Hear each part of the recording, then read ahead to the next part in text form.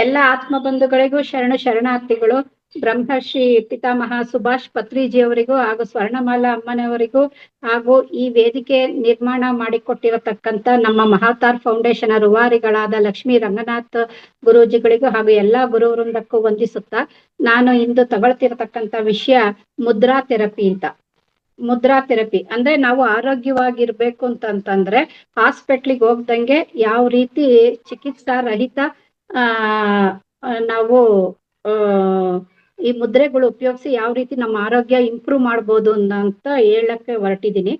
Mudra therapy ಅಂದ್ರೆ ಮುದ್ರೆ ಚಿಕಿತ್ಸೆ ಎಂದರೆ ಕೈ ಬೆರಳುಗಳನ್ನು ನಿರ್ದಿಷ್ಟ ಭಂಗಿಗಳಲ್ಲಿ ಇರಿಸುವ ಮೂಲಕ ದೇಹದ ಪಂಚಭೂತಗಳು ಅಂತಂದ್ರೆ ನೆಲ, ನೀರು, ಬೆಂಕಿ, ಗಾಳಿ, ಆಕಾಶ ಸಮತೋಲವನ್ನು ಕಾಪಾಡುವ ಯೋಗದ ಒಂದು ಭಾಗವಾಗಿದೆ. ಇದು ಒತ್ತಡ ನಿವಾರಣೆ, ರಕ್ತ ಸಂಚಾರ ವೃದ್ಧಿ ಮತ್ತು ವಿವಿಧ ದೈಹಿಕ ಹಾಗೂ ಮಾನಸಿಕ ಸಮಸ್ಯೆಗಳನ್ನು ಗುಣಪಡಿಸಲು ನೆರವಾಗುತ್ತದೆ. ಪಂಚಭೂತಗಳು ಮತ್ತು ಬೆರಳುಗಳು. ನಮ್ಮ ಕೈಯ ಪ್ರತಿಯೊಂದು ಬೆರಳು ಒಂದೊಂದು ಪ್ರಕೃತಿಯ ಅಂಶವನ್ನು ಪ್ರತಿನಿಧಿಸುತ್ತದೆ. ಅಂದ್ರೆ ಸಿಂಪಲ್ ಆಗಿ ಎಲ್ರೂ ಒಂದು ಜ್ಞಾಪಕ ಇಟ್ಕೊಳ್ಳೋ ರೀತಿ ಹೇಳ್ಕೊಡ್ತೀನಿ ನೋಡ್ರಿ. ಈಗ ಈ ರೀತಿ ಇಟ್ಕೊಳ್ಳೋದು ಬೆರಳನ್ನ. ಕೆಳಗಡೆ ಈಗ ನಾವು ಕೂತಿರೋದು ಭೂಮಿಯಿಂದ ಕೆಳಗಡೆ ಏನಿದೆ? ನೀರು. ಕೆಳಗಡೆ ನಮ್ಮ ಭೂಮಿ ಕೆಳಗಡೆ ನೀರಿದೆ ಅಲ್ವಾ? ಆ ನೀರ ಈ ಕಿರುಬೆರಳು ಪ್ರತಿನಿಧಿಸುತ್ತೆ. ಇದು ಜಲತತ್ವ, ನೀರು ಕೆಳಗಡೆ. ಸರಿ, ಕೆಳಗಡೆ ಆದ್ಮೇಲೆ ಮೇಲ್ಗಡೆ ಏನಿದೆ? ಭೂಮಿ. ಇದು ಭೂತತ್ವ ಅಂತಂದ್ರೆ ಇಂಡೆಕ್ಸ್ ರಿಂಗ್ ಫಿಂಗರು ಭೂಮಿನ ರೆಪ್ರೆಸೆಂಟ್ ಮಾಡುತ್ತೆ. ಇದು ಭೂಮಿ ಮೇಲ್ಗಡೆ ಏನಿದೆ? ಆಕಾಶ. ಈ ಮಿಡ್ಲ್ ಫಿಂಗರ್ ಆಕಾಶನ ಪ್ರತಿನಿಧಿಸುತ್ತೆ. ಆಕಾಶ ಆದ್ಮೇಲೆ ಇದು ಇಂಡೆಕ್ಸ್ ಫಿಂಗರ್ ತೋರ್ ಬೆರಳು. ಇದೇನ್ ಸೂಚಿಸುತ್ತೆ? ವಾಯು ತತ್ವನ ಸೂಚಿಸುತ್ತೆ. ಇದು ಹೆಬ್ಬೆರಳು ಏನು ಅಂತಂತಂದ್ರೆ ಅಗ್ನಿ ತತ್ವ. ನೋಡ್ರಿ, ಇದು ಸಿಂಪಲ್.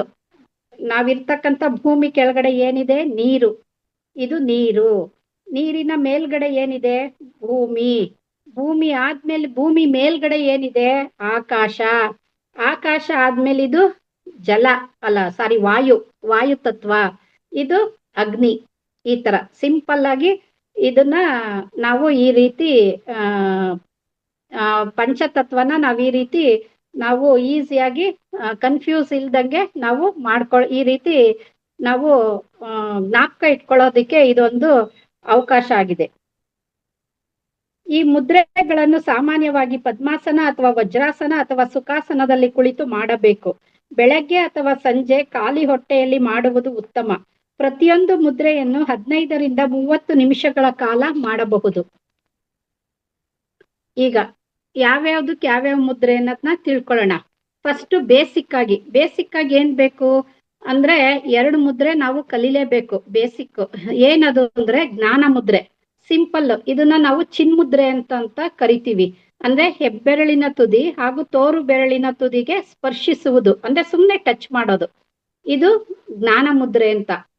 ಇದನ್ ಮಾಡೋದ್ರಿಂದ ಏನು, ಈಗ ಧ್ಯಾನಕ್ಕೆಲ್ಲ ಕೂತ್ರೆ ಕೆಲವೊಬ್ರು ಈ ತರ ಜ್ಞಾನ ಮುದ್ರೆ ಹಾಕೊಂಡು ಕೂತಿರ್ತಾರೆ. ಈ ತರ ಚಿನ್ಮುದ್ರೆ ಹಾಕೊಂಡು ಹಿಂಗೆ ಮೇಲ್ಮುಖ ಮಾಡಿ ನಮ್ ತೊಡೆ ಮೇಲೆ ಇಟ್ಕೊಳ್ಳೋದು.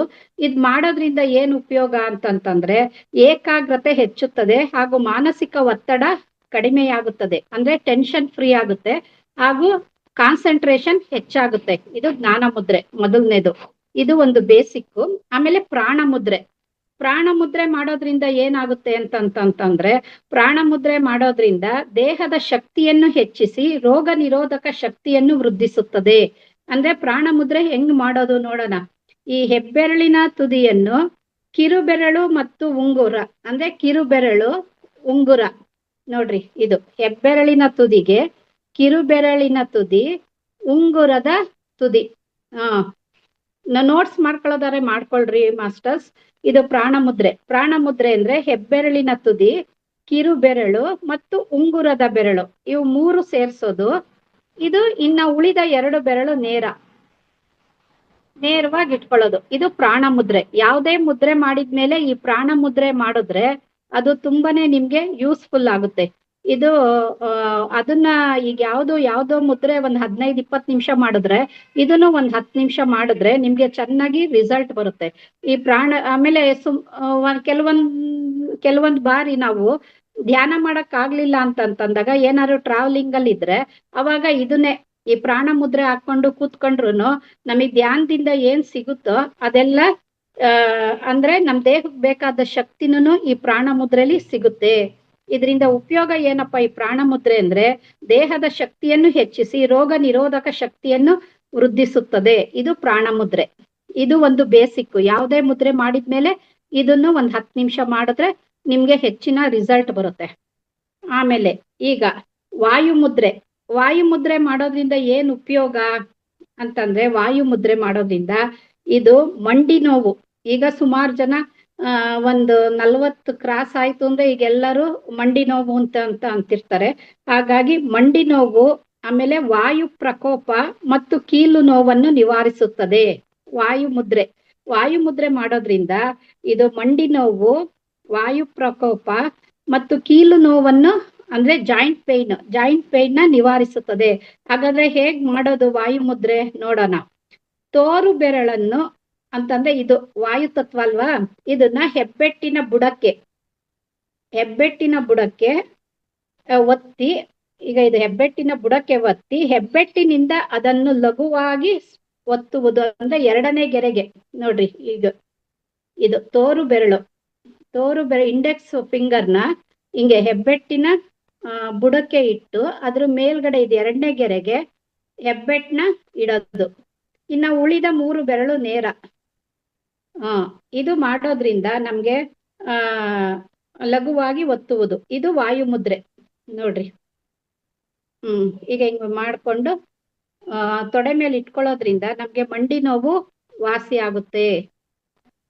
ಮಂಡಿ ನೋವು ಆಮೇಲೆ ಏನೇ ವಾಯು ಪ್ರಕಾರದ ನೋವು, ಆಮೇಲೆ ಕೀಲು ನೋವು ಎಲ್ಲ ವಾಸಿ ಆಗುತ್ತೆ. ಇದು ವಾಯು ಮುದ್ರೆ. ನೆಕ್ಸ್ಟ್ ಬೆನ್ನು ನೋವಿಗೆ. ಈಗ ಎಲ್ಲ ಕೂತ್ಕೊಳಕ್ ಆಗಲ್ಲ, ಸೊಂಟ ನೋವು, ಬೆನ್ನು ನೋವು ಅಂತ ಇರ್ತಾರೆ. ಅದಕ್ಕೆ ಮೇರುದಂಡ ಮುದ್ರೆ ಅಂದ್ರೆ ಎಡಗೈಯಲ್ಲಿ ಜ್ಞಾನ ಮುದ್ರೆ. ಇದು ಎಡಗೈಯಲ್ಲಿ ಜ್ಞಾನ ಮುದ್ರೆ ಆಯ್ತಾ, ಬರ್ಕೊಳ್ಳಿ. ಬಲಗೈಯಲ್ಲಿ ಏನ್ ಮಾಡ್ಬೇಕು ಅಂದ್ರೆ ಎಡಗೈಯಲ್ಲಿ ಜ್ಞಾನ ಮುದ್ರೆ, ಬಲಗೈ ಅಂದ್ರೆ ಹೆಬ್ಬೆಟ್ಟಿನ ತುದಿ ಹಾಗೂ ತೋರು ಬೆರಳಿನ ತುದಿ, ಇದು ಎಡಗೈ. ಇನ್ನ ಬಲಗೈಯಲ್ಲಿ ಹೆಬ್ಬೆಟ್ಟು, ಮಧ್ಯದ ಬೆಟ್ಟು, ಕಿರು ಬೆರಳು ನೋಡ್ರಿ, ಆಲ್ಟರ್ನೇಟ್ ಫಿಂಗರ್ಸ್. ಹೆಬ್ಬೆಟ್ಟು, ಮಧ್ಯದ ಬೆಟ್ಟು, ಕಿರು ಬೆರಳು, ಇವು 3. ಇನ್ನ ಉಳಿದ 2 ಬೆರಳು ನೇರ. ಇದು ಬಲಗೈಲಿ. ಇದು ಮೇರುದಂಡ ಮುದ್ರೆ. ಬಲಗೈ ನೋಡ್ರಿ, ಹೆಬ್ಬೆಟ್ಟಿನ ತುದಿ, ಮಧ್ಯದ ಬೆರಳಿನ ತುದಿ, ಕಿರು ಬೆರಳಿನ ತುದಿ ಟಚ್ ಮಾಡಿ ಉಳಿದ 2 ಬೆರಳು ನೇರ. ನೇರವಾಗಿ ಈ ರೀತಿ ತೊಡೆ ಮೇಲೆ ಇಟ್ಕೊಳ್ಳೋದು. ಇದು ಮೇರುದಂಡ ಮುದ್ರೆ. ಈ ಮೇರುದಂಡ ಮುದ್ರೆ ಮಾಡೋದ್ರಿಂದ ಬೆನ್ನು ನೋವು, ಸೊಂಟ ನೋವು ತುಂಬಾ ಚೆನ್ನಾಗಿ ವಾಸಿ ಆಗುತ್ತೆ. ನಿಮ್ಗೆ ಜಾಸ್ತಿ ನೋವಿದ್ರೆ ಒಂದ್ ಅರ್ಧ ಗಂಟೆ ಮಾಡಬೇಕು. ಇದಾದ್ಮೇಲೆ ಮಾಮೂಲಿ ಪ್ರಾಣ ಮುದ್ರೆನು 10 ರಿಂದ 15 ನಿಮಿಷ ಮಾಡೋದು. ಇದು ಮೇರುದಂಡ ಮುದ್ರೆ. ಇದು ಬೆನ್ನು ನೋವು ಮತ್ತು ಸೊಂಟ ನೋವಿಗೆ ಆಯ್ತಾ. ಈಗ ನೆಕ್ಸ್ಟ್ ಶುಗರ್ಗೆ ಅಂದ್ರೆ ಶುಗರ್ಗೆ ಇದನ್ನ ಮಾಡ್ತಾ ನಿಮ್ಗೆ ಆಟೋಮೆಟಿಕ್ ಆಗಿ ಡೌನ್ ಆಗ್ತಾ ಬರುತ್ತೆ ಶುಗರು. ಹೆಂಗೆ ಅಂತಂತಂದ್ರೆ ಎಡಗೈಯಲ್ಲಿ ಸೂರ್ಯ ಮುದ್ರೆ ಬರ್ಕೊಳ್ಳಿ. ಎಡಗೈಯಲ್ಲಿ ಸೂರ್ಯ ಮುದ್ರೆ, ಬಲಗೈಯಲ್ಲಿ ಅಪಾನ ಮುದ್ರೆ. ಎಡಗೈಯಲ್ಲಿ ಸೂರ್ಯ ಮುದ್ರೆ, ಬಲಗೈಯಲ್ಲಿ ಅಪಾನ ಮುದ್ರೆ. ಆದ್ಮೇಲೆ ಸೂರ್ಯ ಮುದ್ರೆ ಹೆಂಗ್ ಮಾಡೋದು? ಎಡಗೈಯಲ್ಲಿ ಸೂರ್ಯ ಮುದ್ರೆ ಅಂತ ಹೇಳಿದೀನಿ. ರಿಂಗ್ ಫಿಂಗರ್ನ ಹೆಬ್ಬೆಟ್ಟಿನ ಬುಡಕ್ಕೆ ಇಟ್ಟು ಅದರ ಮೇಲೆ ಹೆಬ್ಬೆಟ್ಟು ಅಂದ್ರೆ ರಿಂಗ್ ಫಿಂಗರ್. ಇದು ರಿಂಗ್ ಫಿಂಗರ್ನ ಹೆಬ್ಬೆಟ್ಟಿನ ಬುಡಕ್ಕೆ ಇಟ್ಟು ಅದರ ಮೇಲೆ ಹೆಬ್ಬೆಟ್ಟು. ರಿಂಗ್ ಫಿಂಗರ್ನ ಹೆಬ್ಬೆಟ್ಟಿನ ಬುಡಕ್ಕೆ ಇಟ್ಟು ಅದರ ಮೇಲೆ ಹೆಬ್ಬೆಟ್ಟು. ಇನ್ನು ಉಳಿದ 3 ಬೆರಳು ನೇರ. ಇದು ರಿಂಗ್ ಫಿಂಗರ್ ಆಯ್ತಾ. ಇದು ಸೂರ್ಯ ಮುದ್ರೆ.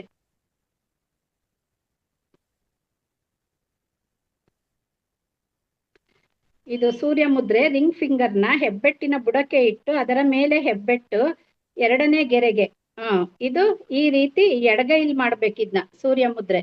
ಬಲಗೈಯಲ್ಲಿ ಅಪಾನ ಮುದ್ರೆ. ಅಪಾನ ಮುದ್ರೆ ಹೆಂಗ್ ಮಾಡೋದು ಅಂತಂತಂದ್ರೆ ಹೆಬ್ಬೆಟ್ಟಿನ ತುದಿ ಮಧ್ಯದ ಬೆರಳಿನ ತುದಿ, ರಿಂಗ್ ಫಿಂಗರ್ನ ತುದಿ ನೋಡಿ, ಇದು ಅಪಾನ ಮುದ್ರೆ. ಹೆಬ್ಬೆಟ್ಟಿನ ತುದಿ, ಮಧ್ಯದ ಬೆರಳಿನ ತುದಿ, ರಿಂಗ್ ಫಿಂಗರ್ನ ತುದಿ, ಇದು ಅಪಾನ ಮುದ್ರೆ. ಈ ತರ ಮೂರನ್ನು ಸ್ಪರ್ಶ ಮಾಡೋದು, ಸುಮ್ಮನೆ ಟಚ್ ಮಾಡೋದು, ಟಚ್ ಮಾಡಬೇಕು. ಉಳಿದ 2 ಬೆರಳು ನೇರ. ಎಡಗೈಯಲ್ಲಿ ಸೂರ್ಯ ಮುದ್ರೆ, ಬಲಗೈಯಲ್ಲಿ ಇದು ಅಪಾನ ಮುದ್ರೆ. ಹಿಂಗ್ ಮಾಡಿ ತೊಡೆ ಮೇಲೆ ಈ ರೀತಿ ಇಟ್ಕೊಳ್ಳೋದು. ಈ ರೀತಿ ಇಟ್ಕೊಳ್ಳೋದ್ರಿಂದ ಇದು ಶುಗರ್ಗೆ ಈ ತರ 20 ನಿಮಿಷ ಮಾಡಬೇಕು. ನಿಮಗೆ ಶುಗರ್ ಡೌನ್ ಆಗ್ಬೇಕು ಅಂತಂತಂದ್ರೆ, ಶುಗರ್ ಕಂಟ್ರೋಲಿಗೆ ಬರ್ಬೇಕು ಅಂತಂತಂದ್ರೆ ಈ ತರ ಎಡಗೈಯಲ್ಲಿ ಸೂರ್ಯ ಮುದ್ರೆ, ಬಲಗೈಯಲ್ಲಿ ಅಪಾನ ಮುದ್ರೆ. ಈ ತರ ಬೆಳಗ್ಗೆ ಸಂಜೆ ನಿಮ್ಗೆ ಯಾವ ರೀತಿ, ನಿಮ್ಗೆ ಇನ್ನೂ ಜಾಸ್ತಿ ಇತ್ತ 3 ಟೈಮು ಮಾಡ್ಬೋದು. ಖಾಲಿ ಹೊಟ್ಟೆಲ್ ಮಾಡಿದ್ರೆ ನಿಮ್ಗೆ ಹೆಚ್ಚಿನ ರಿಸಲ್ಟ್. ಈ ತರ 20 ನಿಮಿಷ ಮಾಡ್ಬೇಕು. ಇದ್ರ ಜೊತೆಗೆ ಮುಷ್ಟಿ ಮುದ್ರೆ ಮಾಡ್ಬೇಕು ಶುಗರ್ಗೆ. ಮುಷ್ಟಿ ಮುದ್ರೆ ಅಂದ್ರೆ 4 ಬೆರಳನ್ನ ಮಡಚಿ ಅದರ ಮೇಲೆ ಹೆಬ್ಬೆಟ್ಟು ನೋಡಿ, 4 ಬೆರಳು ಮಡಚಿ ಅದರ ಮೇಲೆ ಹೆಬ್ಬೆಟ್ಟು ಮಲಗಿಸಿ ಈ ರೀತಿ ಮುಷ್ಟಿ ಕಟ್ಟಿ ಅದನ್ನು ಈ ರೀತಿ ಇಟ್ಕೊಳ್ಳೋದು ನಿಮ್ ತೊಡೆ ಮೇಲೆ. ಈ ರೀತಿ ಮಾಡೋದು ಇದು. ಇವೆರಡು ಮುದ್ರೆನ ಮಾಡ್ಬೇಕು ನೋಡ್ರಿ. ಇದು ಶುಗರ್ಗೆ ಇದು 20 ನಿಮಿಷ. ಮೊದಲನೇದು ಹೇಳದ್ನಲ್ಲ, ಎಡಗೈಯಲ್ಲಿ ಸೂರ್ಯ ಮುದ್ರೆ, ಬಲಗೈಯಲ್ಲಿ ಅಪಾನ ಮುದ್ರೆ, ಅದು 20 ನಿಮಿಷ. ಈ ಮುಷ್ಟಿ ಮುದ್ರೆ 20 ನಿಮಿಷ ಮಾಡೋದ್ರಿಂದ ನೀವು ಶುಗರ್ ನಿಮ್ಗೆ ಕಂಟ್ರೋಲಿಗೆ ಬರುತ್ತೆ. ಶುಗರ್ ಜಾಸ್ತಿ ಇದ್ರೆ ಆಟೋಮೆಟಿಕ್ ಆಗಿ ನೀವು ಏನು ನೀವು ತಗೊಳ್ತಿದ್ರ ಟ್ಯಾಬ್ಲೆಟ್ನ ಅದನ್ನ ಕಮ್ಮಿ ಮಾಡ್ತಾ ಬರ್ಬೋದು. ಇದನ್ನ ನೋಡಿ ಮಾಸ್ಟರ್ಸ್ 1 ತಿಂಗಳು ಮಾಡ್ಬಿಟ್ಟು ನನಗೆ ಫೋನ್ ಮಾಡ್ರಿ, ನಿಮ್ಗೆ ರಿಸಲ್ಟ್ ಯಾವ ರೀತಿ ಅಂತ ಯಾವ ರೀತಿ ಬರುತ್ತೆ ಅಂತ ಹೇಳ್ಬಿಟ್ಟು ಅಂತ. ಇದು ನನಗೆ ಇದು ಮೊನ್ನೆ ನಾನು ತಿರುವಣ್ಣಾಮಲೆಗೆ ಹೋದಾಗ ಅಲ್ಲಿ ರಮೇಶ್ ಸರ್ ಬಂದಿದ್ರು. ಅವರು ಈಗ ನಮ್ಗೆ ಮಹಾವತಾರ್ ಫೌಂಡೇಶನ್ ಅಲ್ಲಿ ಇದ್ ಮಾಡ್ತಾ ಇದಾರೆ, ಮರ್ಮ ಥೆರಪಿ. ಆ ಸರ್ರು ಹೇಳ್ಕೊಟ್ಟಿದ್ರು ಶುಗರ್ಗೆ ಇದನ್ನ ಹೇಳಿದಾಗ ನಾನಲ್ಲಿ ಬರ್ಕೊಂಡಿದ್ದೆ.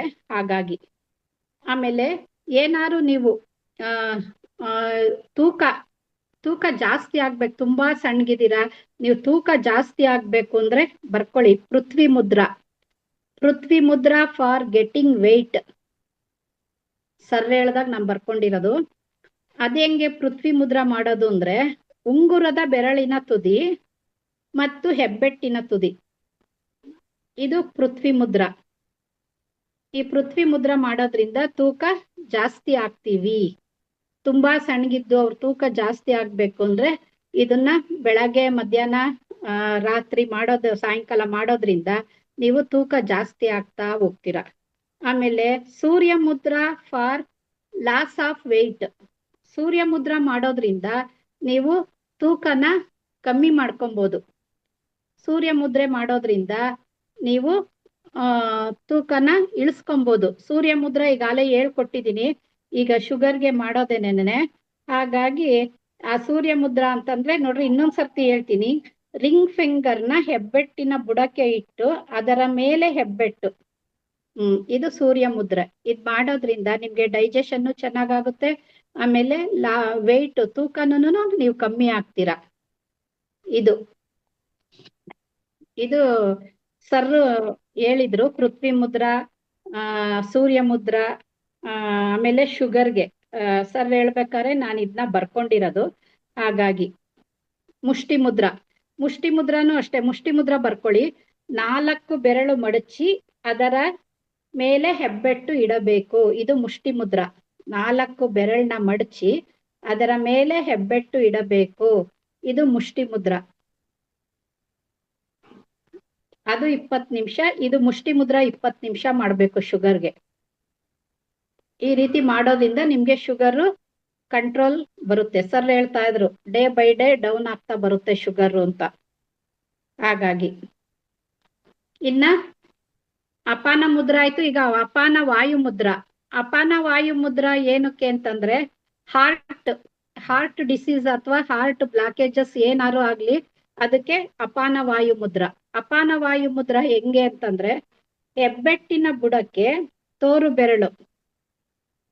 ಬೆರಳು ಈ ರೀತಿ ಬುಡಕ್ಕೆ ಇಟ್ಟು, ಇನ್ನ ಮಧ್ಯದ ಬೆರಳು ಮತ್ತು ಉಂಗುರದ ಬೆರಳು, ಇವು ಮೂರನ್ನು ಈ ರೀತಿ ಟಚ್ ಮಾಡಬೇಕು.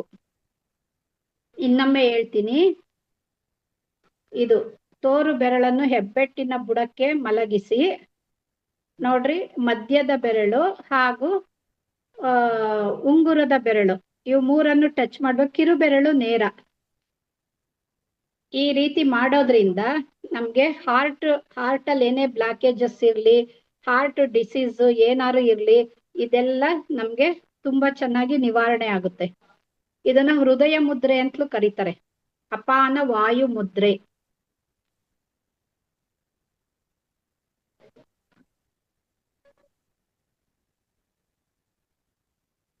ಹ್ಮ್ ಇದೆಲ್ಲ ಇಷ್ಟು ಮುದ್ರಾ ಥೆರಪಿ ಮೇಡಮ್. ಇದ್ರಲ್ಲಿ ಏನಾದ್ರು ಡೌಟ್ ಇದ್ರೆ ಕೇಳ್ಬೋದು.